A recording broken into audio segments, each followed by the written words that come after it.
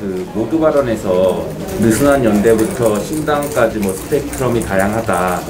위기감에 따라서 조금씩 각자 다를 것이다라고 말씀하셨는데, 그러면은 안 대표님 본인께서 느끼시는 위기감의 정도랑 그다음에 스펙트럼은 어느 정도로 생각하고 계시는지. 저 나름대로 생각한 위기감과 스펙트럼은 있습니다만, 제가 처음 이제 제안한 입장에서는 제가 뜻을 밝히면 오히려 그 논의가 좁아질 수 있습니다. 그래서 저는 이것이 논의를 시작하자, 그리고 오늘은 더 나아가서 이것을 시작하는 방법에 대해서 범야권 끝장 토론회라는 제안을 드린 거죠. 거기서부터 시작해서 그 넓은 스펙트럼 중에 합의가 되는 부분을 찾아서 그걸 만들어 보자는 겁니다. 비공개 질의가 길었는데 비공개 때 국민의힘 의원분들이 어떤 질문을 많이 하셨는지. 예, 다 적어 놓기는 했는데 너무 많아서요. 그러니까 한 분이 2개에서 4개 정도 질문하시고 2분 질문을 받아서 한꺼번에 제가 답을 했었어요. 그래서 꽤 많은 의원님들이, 몇 분이나 되나, 굉장히 많은 의원님들이 질문을 하셨고 굉장히 다양한 질문들이었습니다.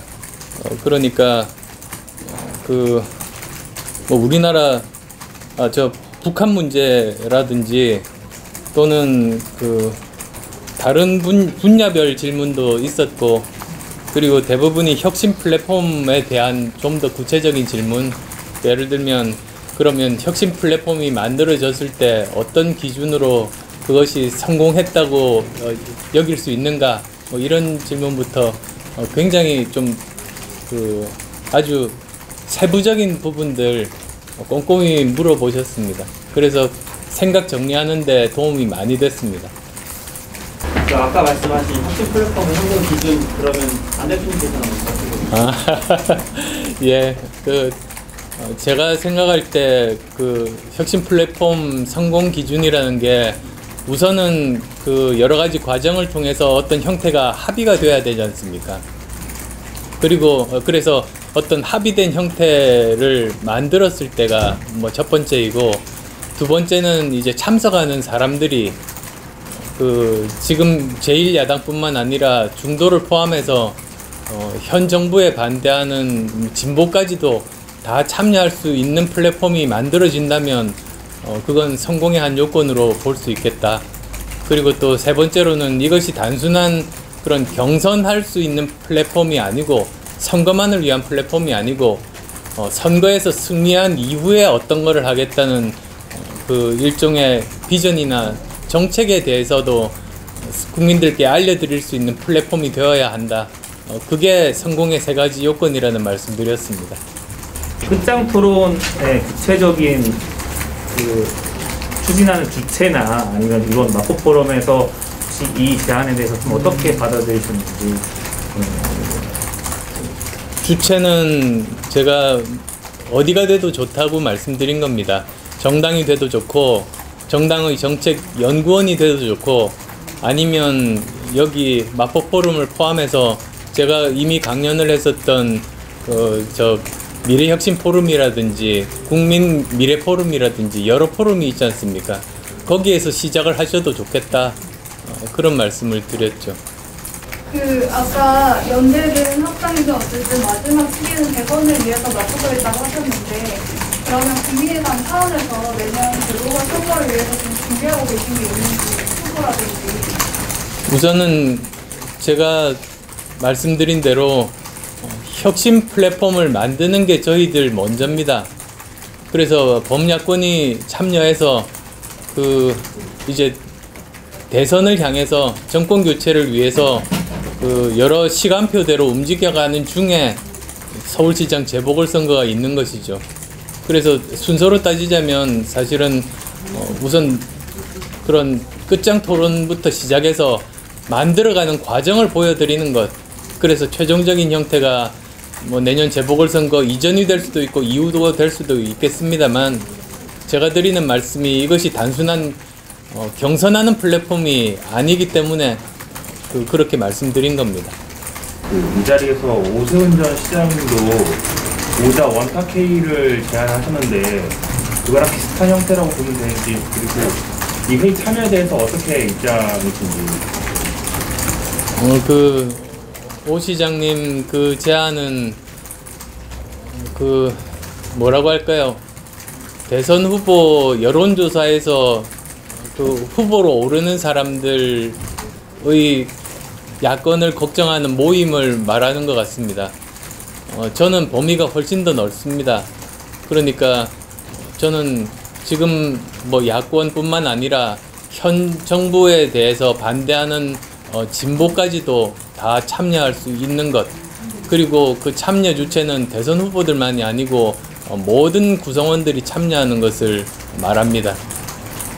약간 이제 이 혁신 플랫폼 스펙트럼이 다양할 수 있고 구성원도 모두에게 열려있다 하니까 또 안 여쭤볼 수가 없는 게 지금 윤석열 검찰총장이 여론조사에서 지금 지지율 1위 하면서 이제 계속해서 거론이 많이 되고 있잖아요.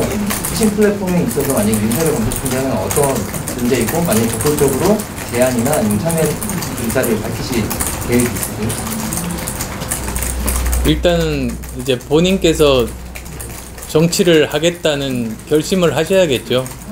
그리고 윤 총장님 같은 분이 이런 혁신 플랫폼에 오시면 야권에 커다란 도움이 될 겁니다. 지금 현 정부에 대해서 문제라고 인식하는 굉장히 많은 국민들이 윤석열 총장의 기대를 하고 있지 않습니까? 그 기대가 모이고 있습니다. 그래서 그런 현 정부에 대해서 문제점이 있다는 인식을 가진 사람들이 저 정도 많다는 것을 많은 국민들이 이제 알게 되신 거죠. 그런 분이 함께 이런 그 플랫폼을 만들어가면 참 정말 좋겠습니다. 오늘 즉흥적으로라도 혁신 플랫폼에 참여하겠다는 의사를 밝힌 회원분들이 계셨는데요. 그리고 국민의힘 소속 의원들 중에 실제로 혁신 플랫폼에 참여하겠다는 의사를 가진 분들이 한 몇 분 정도 계십니까?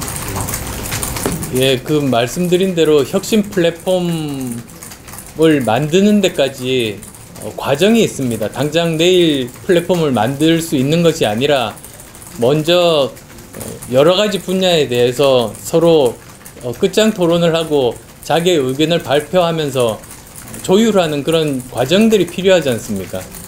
그 과정들이 필요한데 그런 데는 큰 틀에서 생각이 같다고 다들 말씀해 주셨습니다. 재보궐선거 하면서 혁신 플랫폼 먼저 만들겠다 얘기하셨는데 이제 청소까지 하겠다 오늘 이런 각오를 말씀해 주셨는데 또 내년 재보궐선거에 또 다른 식으로 어떻게 영향을 주거나 어떤 역할을 하실 생각이 있으신지요? 최종적인 그 시간표는 대선에 맞춰져 있다고 말씀드렸습니다. 그리고 내년 재보궐선거는 그 중에 한 과정이죠. 그래서 그것을 어떻게 치를 것인가에 대해서도 여러 가지 고민들도 말씀해 주신 분들이 계셨습니다만 거기에 대해서는 서로 합의되는 형태가 정해지면 거기서 모든 일들은 순리대로 풀려나갈 거라고 봅니다. 우선은 그 플랫폼을 만들기까지 과정이 아주 어렵죠. 어렵지만 이건 가야 되는 길이라고 봐서 제안 드린 겁니다. 혹시 국민의힘과 국민의당의 합당도 플랫폼의 하나의 종류가 됐습니다. 아닙니다. 단순하게 그렇게 합치는 것만으로는 여러 가지로 국민들의 신뢰를 아직은 얻기가 충분하지 않다고 봅니다. 더 많은 범야권이 다 이렇게 모여서 거기에서 부담 없이 자유롭게 자기의 의견을 밝히고 합의하고 그리고 거기서 또 그 여러 후보들이 선의의 경쟁을 하는 것이죠. 야권에 대해서 지금 비호감도가 높다는 말씀을 많이 하셨는데요. 그럼 대표님 개인적으로 분석하시기에 지금 이렇게 비호감도가 높아진 데에는 어떤 게 결정적인 요인이었을 거라고 생각하시나요? 단기간에 만들어진 건 아니고 꽤 오랜 시간 동안 그 여러 가지 일들을 겪으면서 사람들의 그 인식에 차츰차츰 자리 잡은 겁니다. 그러니까 이제 기득권 이미지가 아주 오랜 기간 동안 자리 잡은 셈인데 그럼에도 불구하고 계속 집권할 수 있었던 것은 유능하다는 그 이미지가 있었기 때문에 집권을 할 수가 있었습니다. 그런데 지난번 대통령 탄핵으로 그 유능이라는 이미지를 잃어버렸습니다. 그러다 보니까 이제 다시 국민들 신뢰를 얻기까지는 굉장히 험난한 과정이 앞으로 기다리고 있는 셈이죠.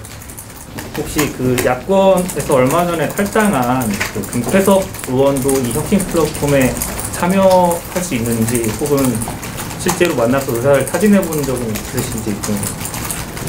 현 정부에 반대하는 모든 사람이 대상이라고 말씀드렸습니다.